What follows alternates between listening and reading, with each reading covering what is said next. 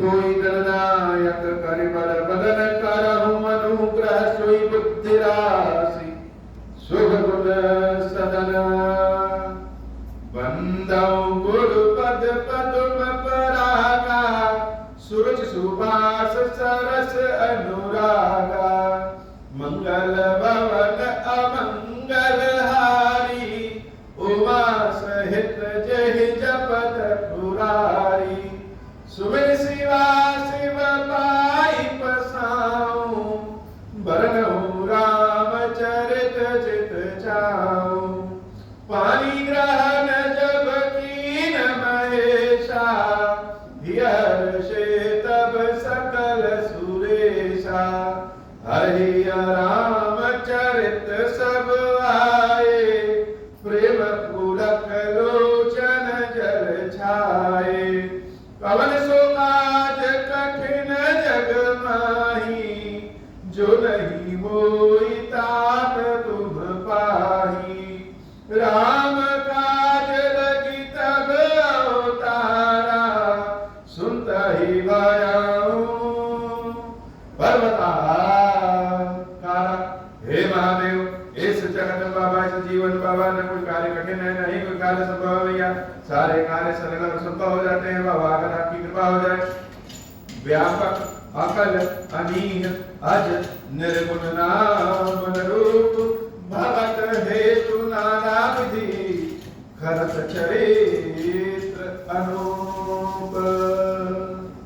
बालक राम की लीलाओं से सारा अयोध्या जगमग है। माता कौशल्या महाराज दशरथ को क्या कहे प्रभु धीरे धीरे बड़े हो रहे और इधर एक वैज्ञानिक है वैज्ञानिक कह रहे संत कह रहे ऋषि महर्षि कह रहे उनके बारे में जितना भी कहे कम शायद ही कोई भारतीय संस्कृति को जानने वाला हो और उनका नाम न जाने। बड़े अद्भुत बड़े चर्चित उनका नाम है विश्वामित्र। महादेव जी कहते हैं देवी यह सब चरित्र कहा मैं गाई आगे की कथा सुनहु बनता है। अगली कथा जो कह रहे हैं उसको मन लगा करके सुनना। इसके पहले जो हमने कहा यह सब चरित्र कहा मैं गाई भगवान की बाल लीलाओं का कथा के रूप में वर्णन संभव है। इसलिए महादेव स्वयं कह रहे हैं कि यह सब चरित्र कहा मैं गाई राम जी की लीलाओं को मैं गा कर गाई का मतलब पूरे भाव में रंग में डूब करके जैसे बच्चों के साथ अगर बात करना हो तो बच्चा बन जाना पड़ता है उनकी तरह ही बोलिए उनकी तरह ही मुख का रुख करिए तो बच्चे बड़े प्रसन्न होते हैं। तो भगवान की बाल लीलाओं का वर्णन कथा में संभव नहीं संगीत में ही कुछ कुछ संभव है इसलिए हमने गा करके सुनाया।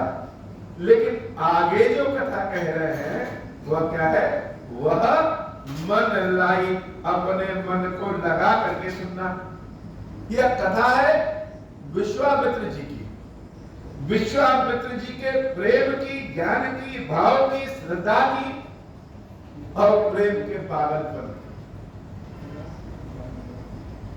तो यह कथा क्या करना यह कथा मन लगा करके सुनना इसमें बड़ा रस है। और यह कथा जैसे भगवान राम के जीवन की दशा को ही बदल देती है। भगवान राम के जीवन के दशा को दिशा देने वाली कथा है। विश्वामित्र जी अगर न आए तो राम जी की कथा आगे बढ़े कैसे। मिर्जापुर में एक पहाड़ी है उस पहाड़ी से गंगा जी जब टकराती है तो बनारस की ओर घूम जाती है। अगर वह पहाड़ी न रहे तो गंगा जी शायद सीधे निकल जाए। वैसे विश्वामित्र जी जब राम जी के जीवन में आते हैं यद्यपि प्रभु तो प्रभु है उनकी लीला अपरंपार है लेकिन फिर भी लीलावश विश्वामित्र जी जब प्रभु के जीवन में आते हैं और प्रभु जब विश्वामित्र जी के जीवन में आते हैं तो जैसे कथा का विस्तार हो जाता है, रूप रंग ही बदल जाता है, जो चाहिए वह मिल जाता है। तो विश्वामित्र जी अपने आश्रम में भगवान की सेवा पूजा में, अनुसंधान में लगे हुए हैं।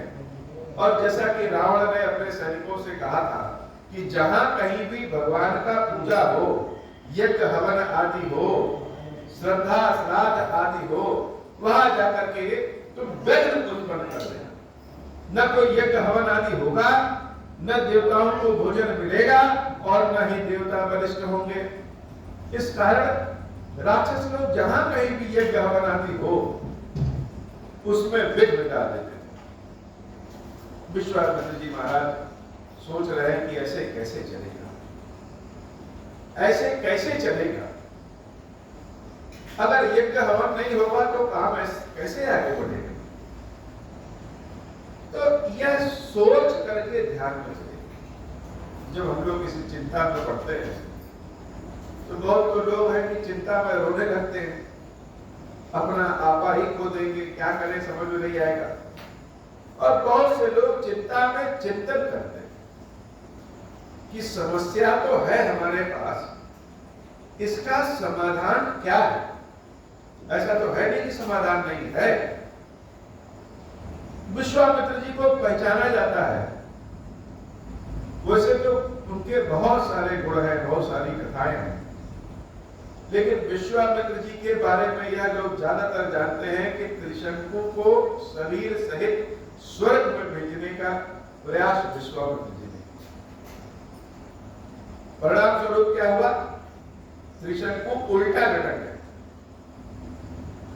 और जब उल्टा लटक गए तो उनके मुख से लार निकलने लगा और लार निकलते निकलते एक नदी बन गई जिसका नाम है कर्मनाशा। अगर गंगा है संसार में तो कर्मनाशा भी है। रघुवंश के भागीरथ जी ने गंगा को लाने का काम किया।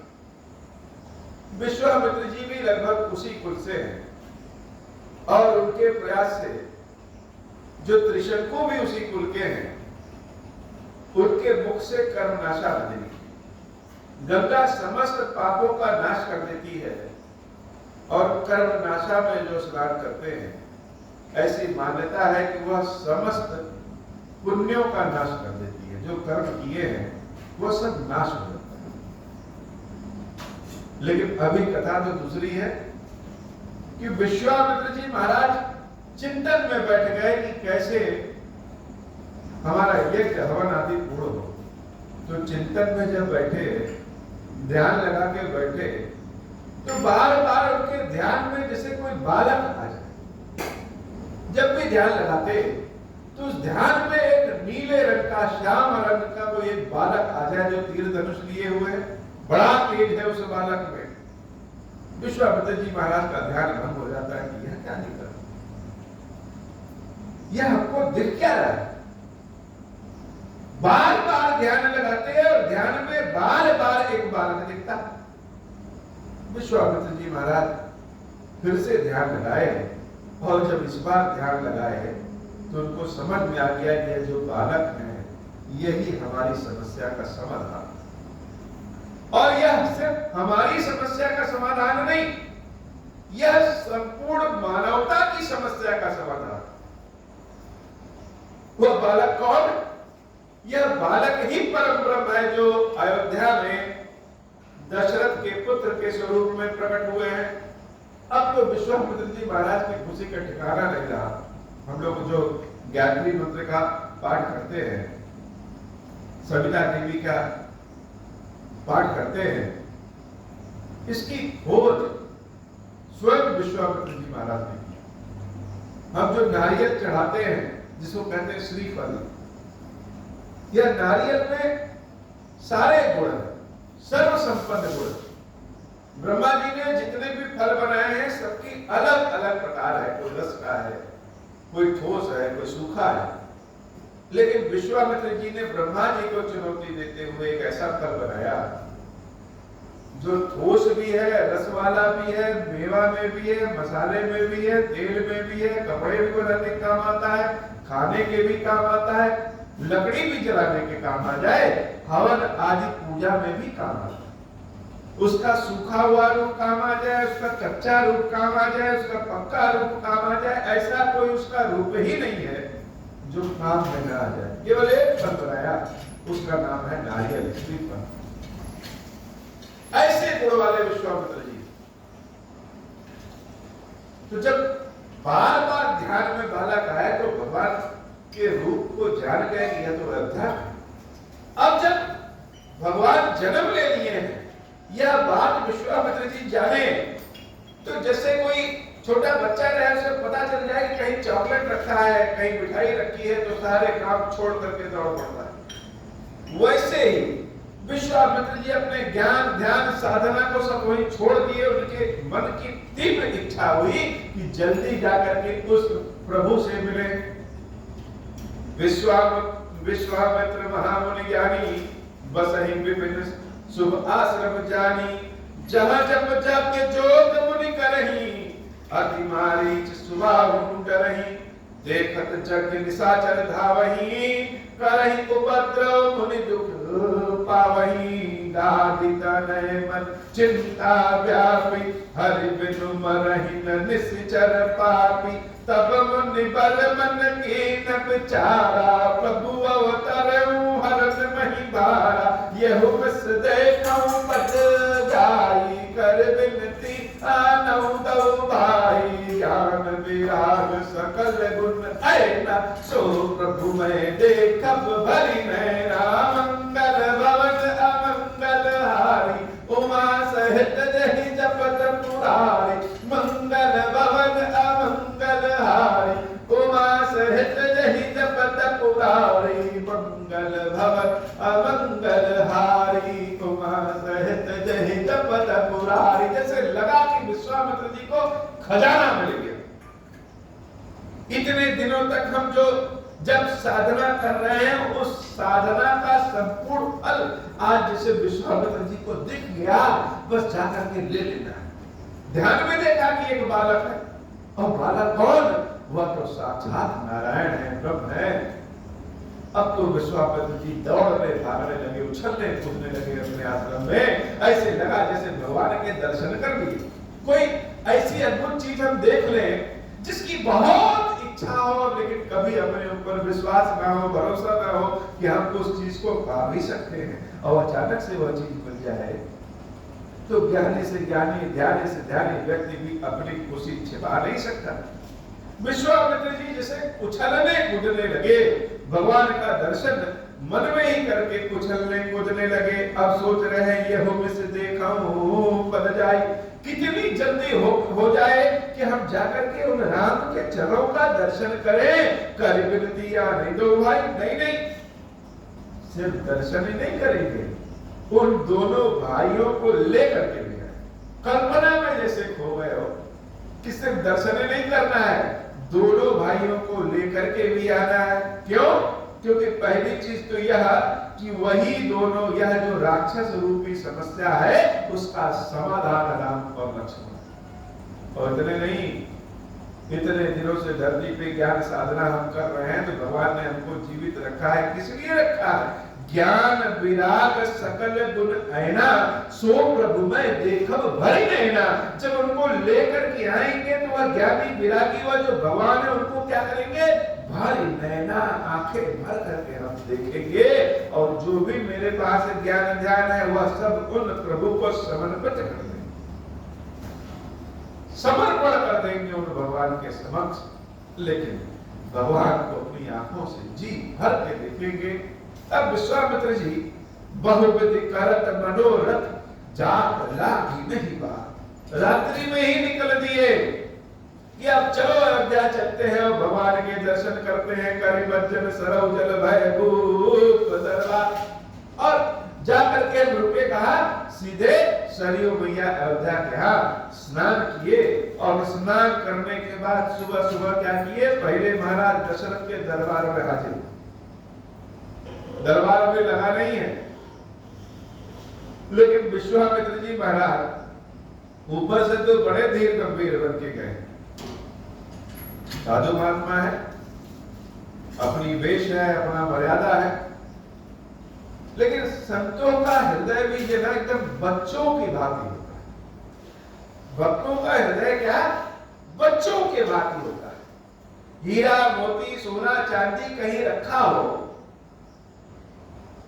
वह देख करके उतनी खुशी भले पाए या न पाए, लेकिन जैसे बच्चे अपना खिलौना देख ले, चॉकलेट देख ले, गुब्बारा देख ले, खुश हो जाते हैं, वैसे ही भगवान को देख करके ये सारे भक्त खुश हो जाते हैं।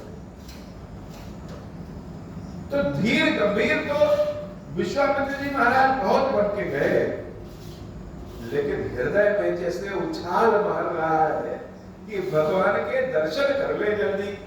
दरबार जब पहुंच गए और दरबार में पहुंचने के बाद दरबारियों से कहा कि जाकर के महाराज दशरथ से कह दो कि विश्वामित्र आए हैं। अब सारे दरबारी जाकर के महाराज दशरथ को बताएं कि प्रभु विश्वामित्र जी आए। महाराज दशरथ जैसे कान में सुने कि विश्वामित्र, अरे इतने बड़े महर्षि मेरे पास, और सुबह सुबह सूचना मिली कि विश्वामित्र आए हैं। अब तो दशरथ जी महाराज समझ ही नहीं पा रहे हैं कि क्या करें। विश्वामित्र के बारे में सुना है, जाना है, उनके ज्ञान के बारे में, उनके प्रतिभा के बारे में, हर चीज के बारे में। और क्या, महाराज हरिश्चंद्र को डोम बना देने वाले, गरीबी में जिलाने वाले, यह विश्वामित्र ही तो है। महाराज त्रिशंकु को आसमान में लटका देने वाले विश्वामित्र ही तो है। विश्वामित्र तो देवी गायत्री को प्रकट कराने वाले हैं। तो अगर क्रोध में आ जाए तो यह स्वयं दुर्वासा भी इनके सामने फेल है, और आनंद के भाव में है तो नारायण भी इनके सामने फेल। दशरथ जी महाराज कान से सुने क्या विश्वामित्र आए हैं।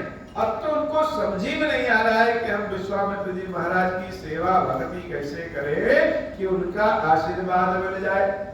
तो क्या करें, अब भक्तों को, संतों को उनके स्वागत के लिए तो ब्राह्मण समाज को ही ले जाए, वही उनकी भाषा समझ सकते हैं। तो दशरथ जी महाराज अकेले जाने में विश्वामित्र के समक्ष भयभीत हो गए। क्या करें, पता नहीं आनंद के भाव में आए हैं या श्राप देने के भाव में आए हैं, कुछ पता नहीं। तो क्या किए, मुनि आगमन सुना जब राजा, मिलन गयो लय विप्र समाज। महाराज दशरथ अकेले नहीं गए, बहुत सारे संतों महात्माओं ब्राह्मणों को लेकर के गए विश्वामित्र जी से मिलने। और जहां देखा कि विश्वामित्र जी खड़े हैं, पहुंचते उनके चरणों में दंडवत प्रणाम कर दिया। करि दंडवत मुनि सन्मानी, निज आसन बैठारनी आनी। और हाथ जोड़ करके प्रणाम करके ले गए और अपने सिंहासन पे अपने हाथों से सिंहासन को साफ किया और महाराज विश्वामित्र जी को सिंहासन आसन पे बैठने के लिए विनती किया। चरण पखार कीनी अति पूजा, सुमम आजु धन्य नहीं दूजा। एक थाली में जल लेके आया गया, उस थाली में महाराज विश्वामित्र जी के चरण को रख करके अपने हाथों से उनके चरणों को महाराज दशरथ जी ने धुला, साफ किया और अपने अंग वस्त्र से उनके चरणों को सुखाया। और वह जो चरणामृत हुआ, उस चरणामृत का पान स्वयं भी किया, महल में भी बंटवा दिया। संतों के चरणामृत में इतनी शक्ति हुई। यह वह जमाना था। हाथ जोड़ करके विश्वामित्र जी से कहा कि हे प्रभु, हे महाराज, आज मेरे समान संसार में धर्म कोई नहीं। लोग आपके दर्शन करने की इच्छा करते हैं, जाते हैं, आपको ढूंढते हैं। हमारे यहाँ आप सुबह सुबह पधार दिए, हमसे समान, हमारे समान संसार में तो कोई धन्य ही नहीं है। लेकिन हे नाथ, आप आए हैं, हमको कह दिए होते, कोई आज्ञा होता तो दे दिए होते, हम स्वयं चले आए। बहुत विभिन्न प्रकार से महाराज विश्वामित्र की सेवा भोजन करवाया, बहुत बढ़िया से उनकी सेवा भगत की, विविध भांति भोजन करवाया। मुनि पर हृदय हर्ष अति भाव। लेकिन अब विश्वामित्र जी की क्या, वह ऋषि मुनि जो हैं वह नहीं आए हैं, जैसे बालक कोई खिलौने की खोज में आ जाए, वह तो वैसे आ गए। मुनि हैं, बड़े ऋषि महर्षि वैज्ञानिक हैं, लेकिन यहाँ जो आए हैं वह तो महाराज दशरथ के समक्ष कुछ मांगने आए, लेने आए। बार बार दशरथ जी महाराज भगवान श्री विश्वामित्र जी के चरणों की सेवा भक्ति करते, लेकिन विश्वामित्र जी का ध्यान हमेशा कपाट पे, दरवाजे पे, मुख्य द्वार पे ही रहता कि हम जिसके दर्शन करने आए हैं वह तो दिख ही नहीं रहा, राम लक्ष्मण तो दिख ही नहीं रहे।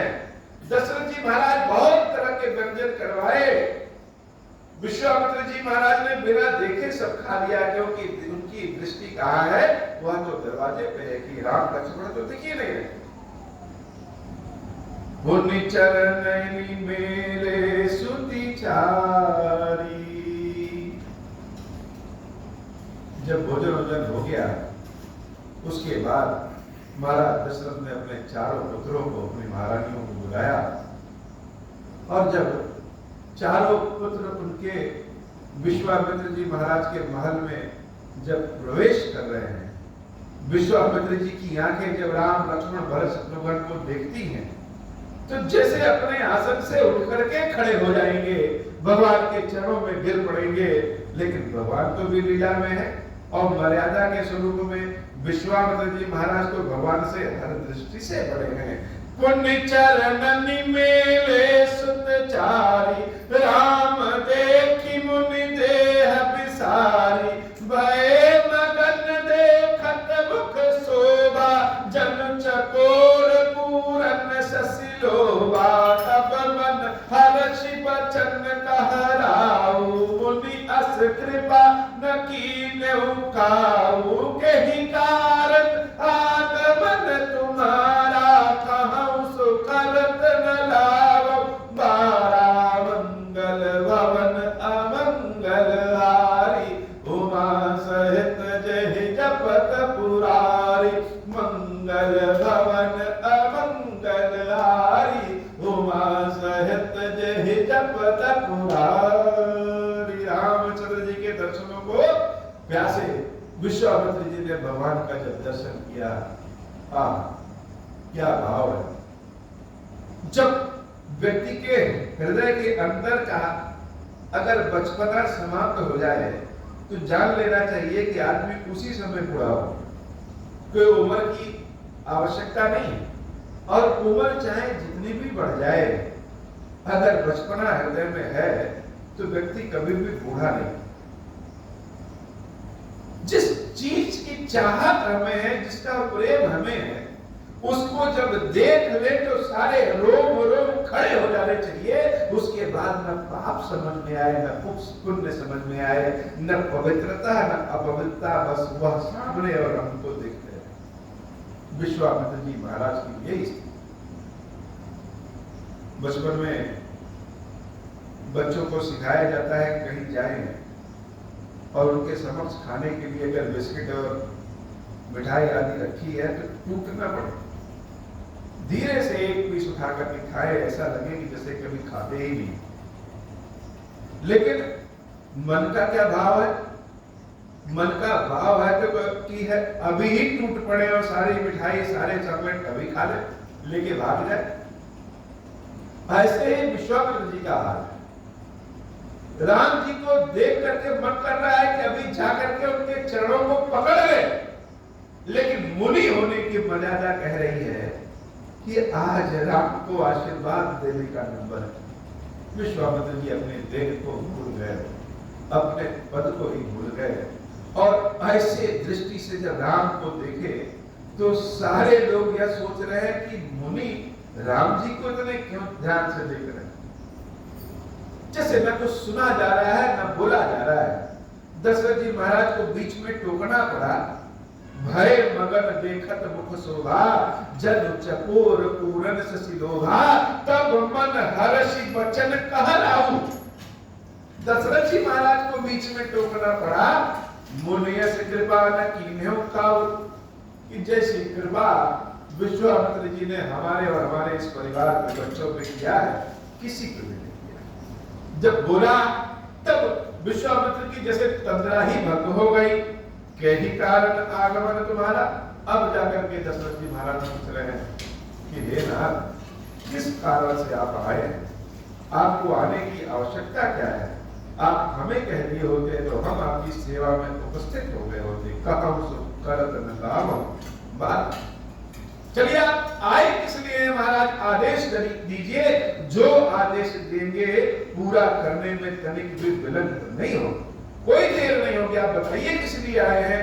हमारे जैसा सौभाग्यशाली संसार में कौन है? विश्वामित्र जी महाराज कह रहे हैं कि हे दशरथ जी, असुर समूह सतावहि मोही, मैं जाचन आयम मृत्यु।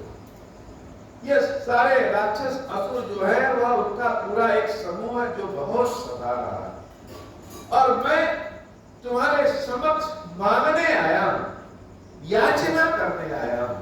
यह ऋषि महर्षि के रूप में नहीं, एक याचक के रूप में आया हूं। और याचना क्या है? महाराज दशरथ कह रहे हैं कि महाराज बताइए क्या चाहिए? आप मांगने आए, याचना करने नहीं, आप आदेश दीजिए क्या चाहिए। लेकिन जो चाहिए वह बोले कैसे? कैसे मुझसे बोले कि हमें क्या चाहिए? बार बार जैसे अपने मन पे रोकना पड़ रहा है, बोले कि ना बोले, बोले कि ना बोले, नहीं बोलेंगे तो नहीं पाएंगे, और अगर बोल देंगे तो हो सकता है आ जाए, राम लक्ष्मण को अपने साथ लेकर के जाए। पढ़ते हुए होठों से विश्वामित्र जी कह रहे हैं कि हे महाराज दशरथ, अनुज समेत देव रघुनाथा, निश्चल पद में हो सना।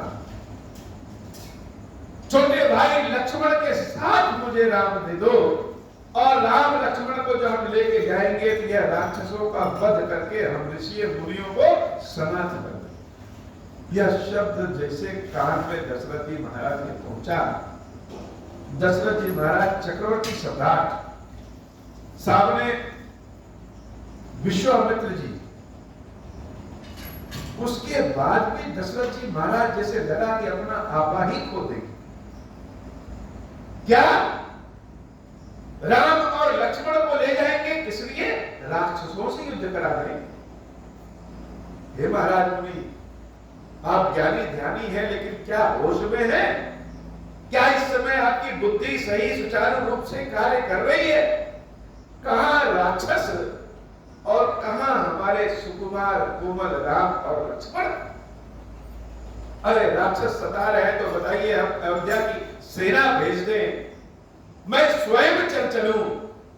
हे महाराज विश्वामित्र जी, और कुछ मांग लीजिए, विचार करिए। आप विचार करके नहीं मांग रहे हैं, आप अपनी बुद्धि से नहीं मांग रहे हैं, आप तो कुछ भी मांग दे रहे हैं। देह भूप मन हर्ष तजहु मोह अज्ञान, धर्म सुजस प्रभु तुम कहो, इन कहा अति कल्याण। विश्वामित्र जी कहते हैं कि हे महाराज दशरथ, देव भूप मन हर्ष, अपने मन में हर्ष की भावना ला करके बड़े खुशी मन से, खुले दिल से राम और लक्ष्मण को मुझे दे दो। अपना अज्ञान मोह का त्याग करो। तुमको लगता है कि राम लक्ष्मण सिर्फ तुम्हारे पुत्र हैं? यह सिर्फ तुम्हारे पुत्र नहीं है, यह संपूर्ण जगत के पिता है, सखा है, मित्र है, सिर्फ तुम्हारे नहीं। तजहु मोह अज्ञान, अपनी मोह को, अपनी अज्ञानता का त्याग करो। धर्म सुजस प्रभु तुम कहो, अगर तुम ऐसा करोगे तो धर्म में, सुंदर यश कीर्ति में तुम्हारा और इन दोनों का मान सम्मान बढ़ेगा। इनका अति कल्याण, इनका भी बड़ा कल्याण होगा, तुम्हारे दोनों पुत्रों का बड़ा कल्याण होगा। दशरथ जी महाराज जैसे विश्वामित्र जी की बातों को सुने, जैसे लगे कि कान में कोई खोलता हुआ तेजाब डाल दिया। विश्वामित्र जी की बात अच्छी नहीं लग रही। सुनी राजा अति अप्रिय वाणी, हृदय कंप मुख दुखी को बना, हृदय ही सूख गया, मुंह जैसे छोटा हो गया, सूख करके। राम लक्ष्मण को आप ले जाने को कह रहे हैं, कहां? जंगल में। किस लिए? राक्षसों से युद्ध करवाने। ये महाराज क्या सोच करके कह रहे हैं? ऊपर से कह रहे हैं कि कल्याण होगा, ऐसी धर्म यश कीर्ति हमको नहीं चाहिए जो हमारे पुत्रों को हमारी आंखों के सामने से ओझल करे। यह हमारे राजमहल में बड़े सुखी, इनका क्या कल्याण होगा? जंगल में भला इनका कल्याण होगा? चौथे पन पायो सुखचारी। हे महाराज, बुढ़ापे में 4 पुत्र किसी तरह से प्राप्त किया बाबा खीरेश्वर महादेव जी के आशीर्वाद से विप्र वचन नहीं कहो बेचारे। हे विप्र, सोच करके आप वचन नहीं कह रहे। विप्रों को मांगना चाहिए, उनको कुछ देना चाहिए। इसका मतलब यह नहीं कि कुछ भी मांग लीजिए, मेरा प्राण मांग लीजिए, हम दे देंगे। कहिए तो आपके अपने धन कोष से हम सब कुछ आपको दे दें, भर दें, अन्न दे दें, धन दे दें, वस्त्र दे दें, गौएं दे दें, सैनिक दे दें, लेकिन राम लक्ष्मण को मत मांगिए। मामहु भूमि धेनु धन कोसा, सर्वस्व देव आजु सहरोसा। देह प्राण दे प्रिय कछु नाही, सोई मुनि देव निमिष एक माही। पुत्र न मांगिए, प्राण मांग लीजिए, हम दे देंगे। सब सुत प्रिय मोहि प्राण की। 4 पुत्र मुझे अपने प्राणों के समान प्रिय है, और इन 4 में राम को आप मांग रहे हैं। राम देते नहीं बनी गोसाई। नहीं महाराज, नहीं, तो हम नहीं दे पाएंगे। दशरथ जी महाराज जिसे लगा कि अभी प्राण पखेरु हो जाएंगे कि नहीं महाराज, इनको नहीं दे पाएंगे, आप श्राप दे दीजिए, कुछ भी कहिए, लेकिन इनको नहीं दे पाएंगे। कहा कठोर राक्षस, और कहा हमारे सुकुमोल एकदम से कोमल से बालक, आप राक्षसों से युद्ध कराने इन बालकों को ले जा रहे हैं। कह निश्चर अति घोर कठोरा, कह सुंदर सुत परम किशोरा। सुन इंद्र गिरा प्रेम रस सानी, हृदय हर्ष माना मुनि क्या। लेकिन विश्वामित्र जी तो बड़े ज्ञानी, दशरथ जी की भाषा को, दशरथ जी की बातों को सुन करके विश्वामित्र जी नाराज नहीं हो रहे। सोच रहे हैं कि जब हमने आज पहली बार राम लक्ष्मण को देखा तो यह भाव है मेरा, तो दशरथ की दशा तो हम जान सकते हैं। इतना प्रेम दशरथ जी अपने पुत्रों से, भगवान से करते हैं कि क्या दशा होगी। तभी वशिष्ठ जी महाराज आ गए। वशिष्ठ जी महाराज विश्वामित्र जी की बातों को जब सुने तो महाराज दशरथ से कह रहे हैं गुरुदेव कि हे दशरथ जी, जैसा विश्वामित्र जी कह रहे हैं वैसा ही कर दें। अब तो महाराज दशरथ की स्थिति और गड़बड़ हो गई कि गुरुदेव को बुलाए थे कि यह हमारी रक्षा करे, या तो और कह रहे हैं कि दे दो। तब वशिष्ठ बहुविध समझावा, नृप संदेह नाश कहवा। बहुत समझाए कि राम लक्ष्मण को दे दो। दशरथ जी महाराज जैसे अपने हृदय में पत्थर रख के राम लक्ष्मण को बुलाते हैं। अति आदर दो तनय बुलाए, हृदय लाई बहुमति सिखाए। मेरे प्राणनाथ सुत दो, तुम मुनि पिता आन नहीं को। मंगल भवन अमंगल हारी, उमा सहित जहि जपत पुरारी। राम जी लक्ष्मण जी आते हैं, अपने हृदय से दोनों पुत्रों को लगा करके, भरत लगा करके दशरथ जी महाराज मुनिवर विश्वामित्र जी से कहते हैं कि ये दोनों मेरे प्राण हैं, और आज से आप ही इनके पिता हैं। मेरे बच्चों का ख्याल रखिएगा, ध्यान रखिएगा। सौंपे भूप ऋषि सुत, बहुविध देहि असी। बहुत तरह से समझाया बच्चों को भी, यहाँ न जाना, वहां न जाना, ये करना, वो करना, आशीर्वाद दिया। हमारे जीवन में जितने भी पुण्य है, महादेव ऐसी कृपा करें कि वो सारे पुण्यों के बल पे इन दोनों की सदैव रक्षा करें, ऐसा आशीर्वाद दिया। जननी भवन गए प्रभु चले, नाई परसीस। माताओं का आशीर्वाद देकर के राम जी और लक्ष्मण जी विश्वामित्र जी के साथ जंगल की ओर, वन की ओर प्रस्थान। जीवन की दशा ही जैसे बदल गई। सितंबर में गर्मी गर्मी गर्मी, अचानक से अक्टूबर आती है और रात्रि में जैसे ठंडी सिहरन होने लगती है, एक बड़ी सुंदर खुशबू वातावरण में आ जाती है। वैसे ही राम के जीवन में खुशबू आ रही, एक सुगंध आ रही। और सिर्फ राम के जीवन में नहीं, जैसे सबके जीवन में आ रही है। पुरुष सिंह दो वीर, हर्ष चले मुनि भय हरण, कृपा सिंधु मति धीर, अखिल विश्व कारण करण। राम और लक्ष्मण दोनों महर्षि विश्वामित्र जी के साथ चल गए। कथा की जैसे नई कथा की जैसे शुरुआत हो गई। आज की कथा बाबा इतनी ही। कल राम और लक्ष्मण जब विश्वामित्र जी के साथ जंगल में जाते हैं, आश्रम में जाते हैं मुनि के, तो कैसी कथा रहती है, क्या भगवान की लीला रहती है, बड़े अपरंपार लीला है। राम कथा एक सुन लीजिए, आगे का मन करता है कि नहीं और आज ही सुन लें। इतनी अद्भुत कथा भगवान की कथा। लेकिन जैसे कभी कभी कुछ मीठा अपने मुंह में रखे रहे तो उसको तुरंत चबा के न खा जाए, चूसते रहे, बहुत देर तक आनंद देती। ऐसे ही राम कथा, भगवान की कथा अपने मन में, हृदय में रखे रहे, बहुत आनंद और रस। मंगल भवन अमंगल हारी, उमा सहित जहि जपत पुरारी। मंगल भवन अमंगल हारी, उमा सहित जहि जपत पुरारी। मंगल भवन अमंगल हारी, उमा सहित जहि जपत पुरारी। अब हो प्रसन्न प्रभु मोह पर, नाथ दीन पर नेहु। निज पद भगति देहु प्रभु, पुनि दूसर वर देहु। तब माया वश जीव जड़, संतत फिरहि गुणान। हम पर क्रोध न करिय प्रभु, कृपा सिंधु भगवान। शंकर दीन दयाल, अब हम पर हो कृपाल। साप अनुग्रह कोई जहि विधि, नाथ तो रही काल।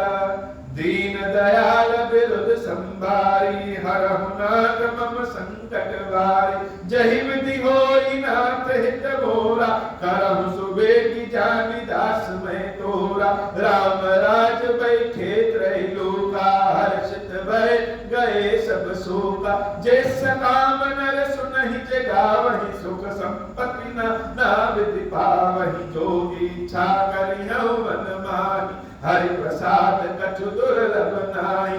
मंगल भवन अमंगल हारी, उमा सहित जय जपत पुरारी। बोले श्री खीरेश्वर महादेव जी, खीरेश्वरी मैया की साही जय हो। खीरेश्वर हे भगवान शंकर, आप ऋण पातक दुर्भाग्य और दरिद्रता की निवृत्ति के लिए तथा संपूर्ण पापों का नाश करने के लिए मुझ पर प्रसन्न होइए। मैं दुख और शोक की आग में जल रहा हूँ, संसार भय से पीड़ित हूँ, अनेक प्रकार के रोगों से व्याकुल और दीन हूँ। खीरेश्वर मेरी रक्षा कीजिए। देव देवेश्वर, सबको निर्भय कर देने वाले महादेव जी, मेरी की हुई इस पूजा को पार्वती जी के साथ ग्रहण कीजिए। मेरा मंगल करिए महादेव शिव शंभु, महादेव